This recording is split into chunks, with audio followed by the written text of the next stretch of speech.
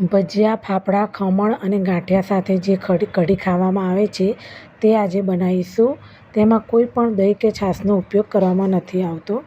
તો અહીંયા વાટકામાં આપણે 2 ચમચી જેટલું બેસન લઈશું. તેમાં ધાણા, જીરું, હળદર અને ખાંડ ઉમેરવાની છે અને વ્યવસ્થિત મિક્સ કરી દઈશું. તેમાં 1 ગ્લાસ જેટલું પાણી એડ કરીશું અને વ્યવસ્થિત રીતે મિક્સ કરી દઈશું જેથી ગાંઠો ન રહે. હવે જોઈ શકો છો કે આપણું બેટર તૈયાર છે. હવે કઢાઈમાં 2 ચમચી જેટલું તેલ લઈશું. તેલ ગરમ થાય એટલે તેમાં રાઈ, હિંગ, મીઠો લીમડો અને લીલા મરચાં એડ કરી દઈશું. હવે તેમાં 1 ગ્લાસ જેટલું ગરમ પાણી નાખીશું અને તેને ઉકળવા દઈશું.